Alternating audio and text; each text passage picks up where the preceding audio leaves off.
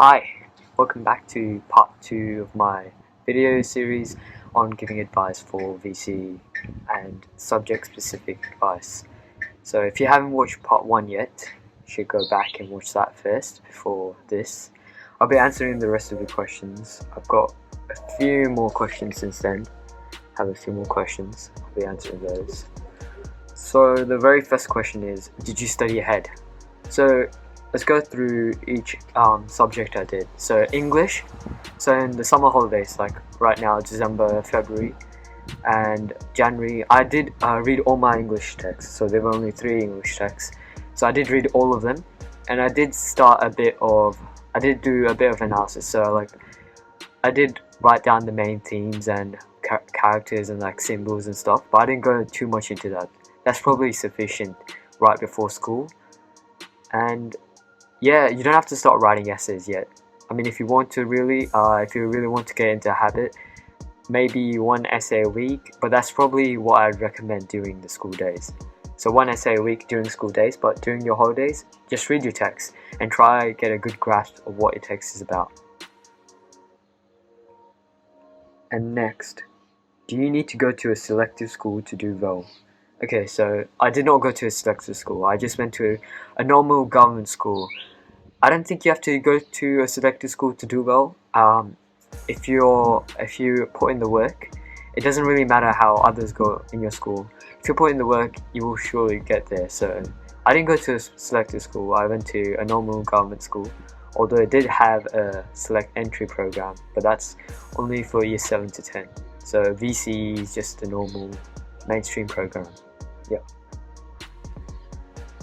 How do you keep focus for so long?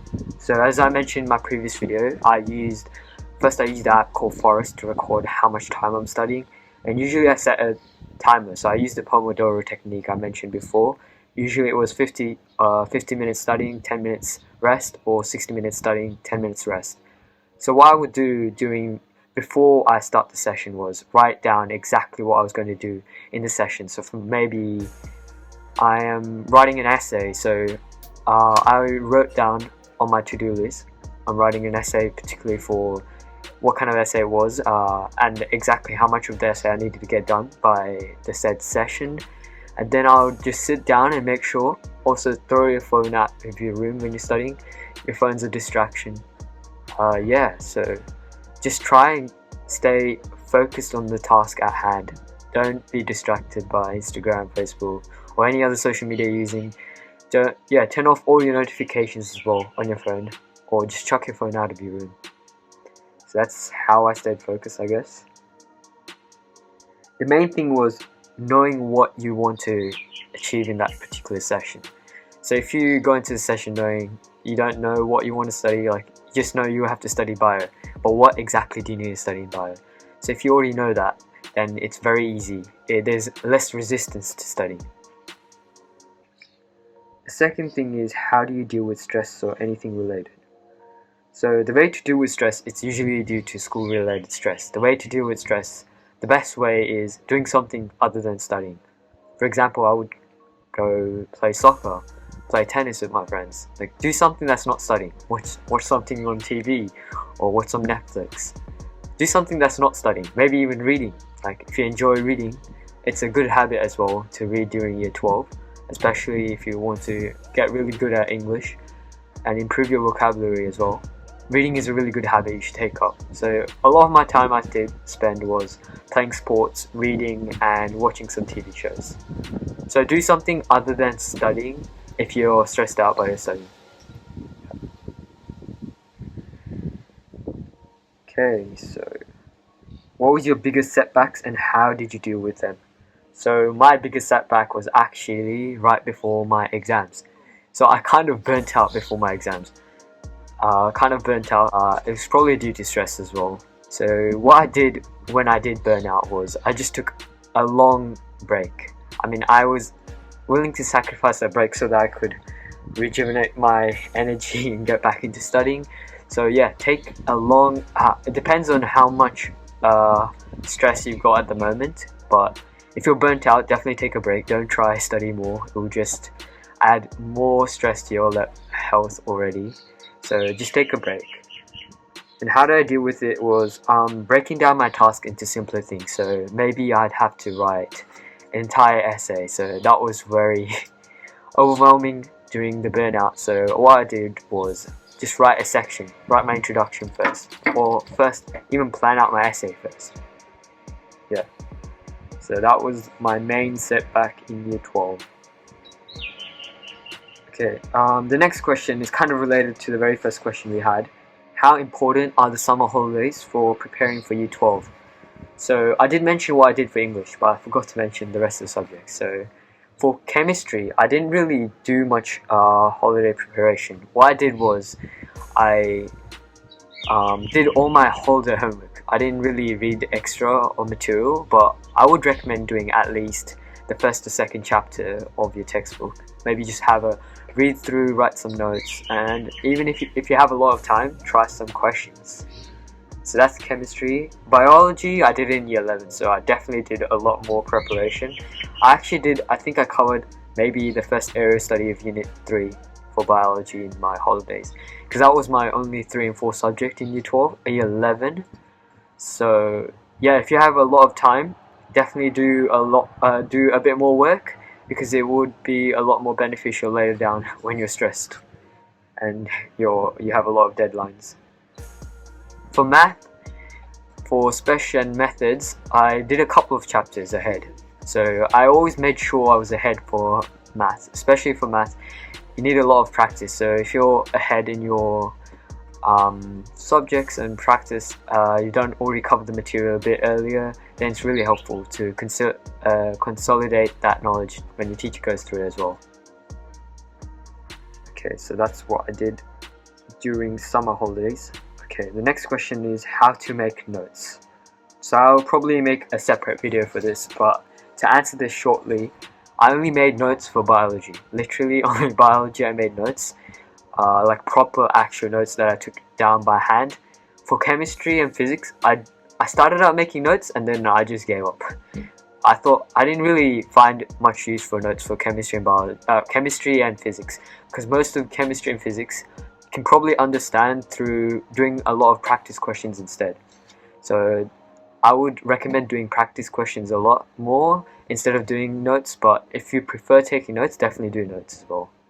And then for math, my school gave me this resource book, which I took into my exams as well. So my exam 2 for methods and special, I took my resource book in. So if you don't have that, it would be a good idea to take down notes, or maybe even collate notes from online resources or even your textbook, because you don't want to be making this resource right before your exams. You would rather spend that time doing practice questions.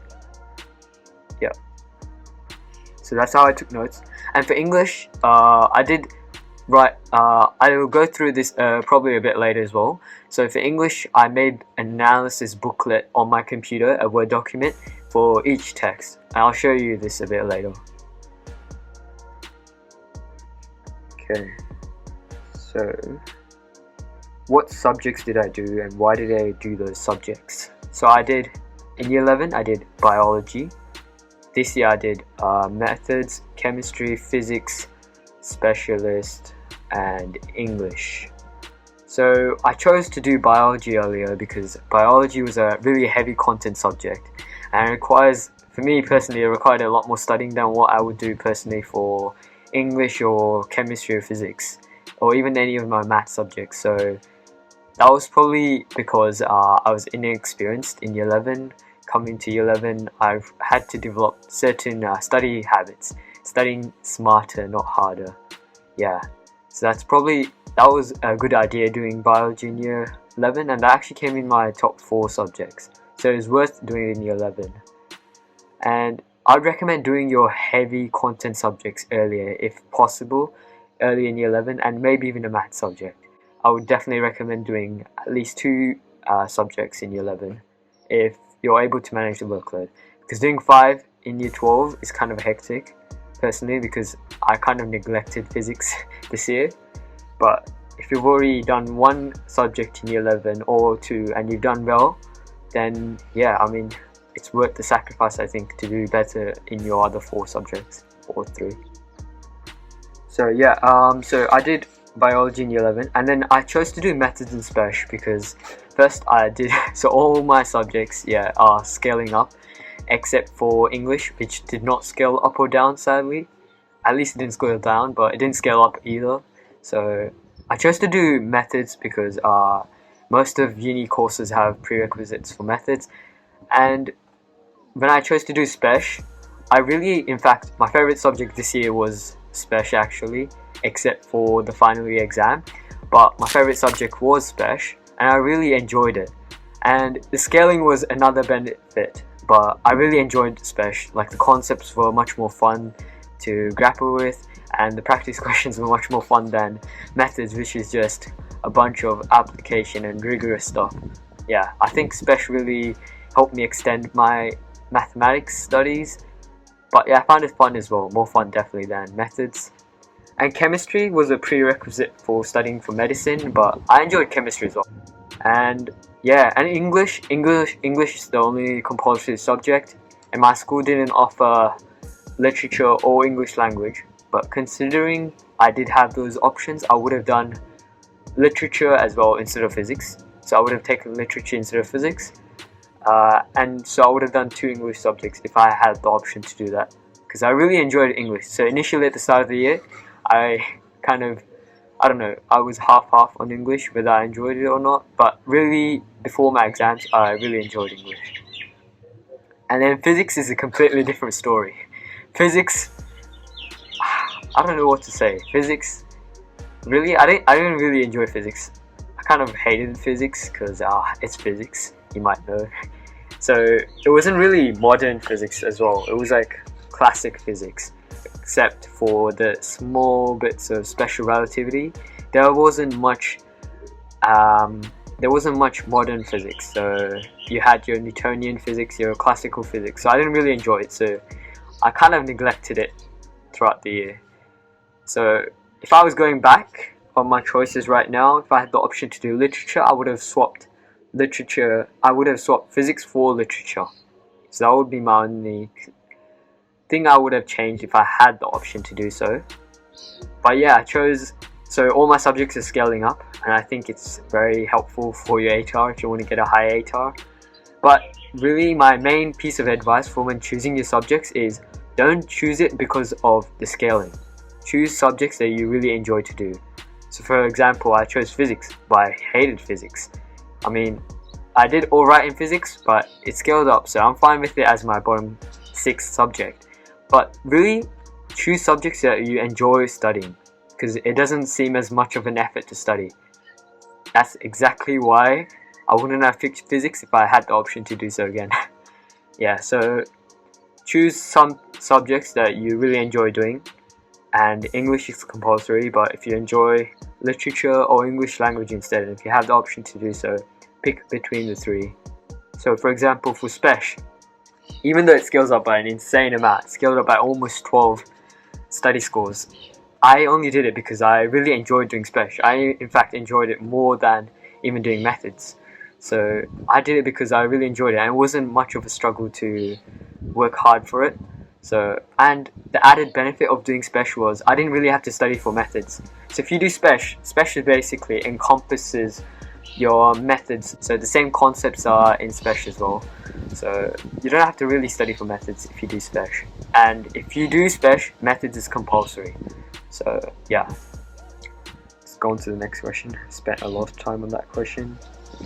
Okay, balancing subjects and prioritizing. So in year 11, my only 3 and 4 was biology, so I completely, 50-50 neglected my 1-2s, because 1-2s don't contribute towards your ATAR, so might as well neglect them. But don't neglect them such that you're failing, but neglect them so that you spend most of your time studying for your 3 and 4, which actually contributes to your ATAR. So that's my advice for year 11s. But for year 12s,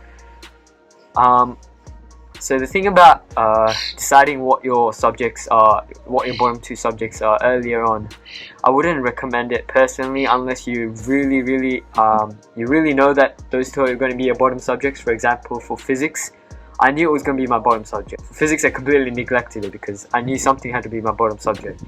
But yeah, I wouldn't recommend thinking from day one that you have 2 bottom subjects. Instead, try your best in all of them, because you should have picked the subjects you enjoy studying. Yeah. Okay, how to approach your SACs. Is it harder than external exams? So your SACs depends. So your SACs personally depends on what your school gives you. So some schools can give really easy SACs. Other schools can give you insanely hard SACs.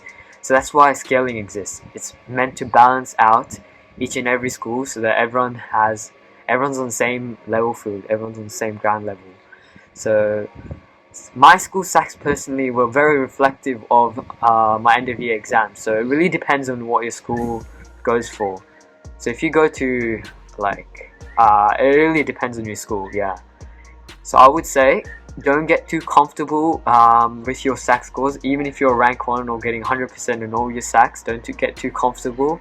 Try those exam questions, especially from Checkpoints books.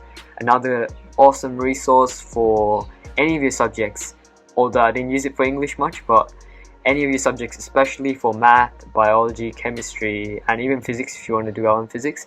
It's a really good resource for practice questions, because essentially it's a bunch of past exam questions separated by topics. So after you complete a particular topic, you can go through each and every question. If you're getting really good marks in your SACs, do those past exam questions to see how well you're going on it. So if you're acing those, then good on you. If you're acing the exam questions, then that's what you want to be doing. Yeah. But don't get too complacent really early on. How to get A's effortlessly. Okay. Effortlessly. Seriously, the word effortlessly. You're not going to get A's effortlessly unless you put in the work. And it really depends. So I told you before that I did get burnt out. This was about a month or a few weeks before my actual exam. So I put in the work throughout the year. So I was remaining consistent throughout the year. So I didn't really have to study as much right before my exams, because I was putting the work throughout the year. So if you put in the work throughout the year, you still need to put in the work to get A's. You can't just think that magically you magically get those study scores you want. So you still need to put in the work. So yeah, you can't get A's effortlessly, but you really need to put in the work. So the next question was, how do you memorize stuff? So this is a very important question, especially for the heavy content subjects such as biology and even chemistry. So for memorization, I wouldn't think of it as memorizing stuff. Think of it as connecting concepts together. So the best way of doing it is creating mind maps. So if you create mind maps, take 2 different words, 2 random words from your study design, and try connect them together. So if you build these connections, it's easier to recall information, because if you think about it, your brain's made out of neurons, and the links between the neurons, how strong those links between the neurons are, the quicker you're able to recall those information. But if you do want to memorize, like using flashcards and stuff, a good thing I would recommend, a good app would be, we just wait for this. Okay, thank you. So as I mentioned before, a good app would be Anki. So if you want to do flashcards, it uses this technique called spaced repetition. I'm sure you might have heard of it, but if you haven't, let me know down below in the comments. I might make a video on that as well. So Anki is this app you can have it on your Mac or on your phone. So you make these flashcards basically, and if you're too lazy to make flashcards like me, I just downloaded them from the internet. You can just convert Quizlet cards into Anki cards. It's pretty easy. Let me know if you need some help for that as well. You have to download like this install plugin thing. Yes, that's all the questions I got so far right now. Maybe if you guys have any more questions, drop them in the comments down, or DM me on Instagram. I'll be sure to answer them in part 3 if there is a part 3. But yeah, I'll definitely check out the videos that will come in the future for other subjects as well. I'll be releasing videos specifically for the subjects I did. Yeah, I hope you enjoyed this video, and happy holidays and happy new year. Bye.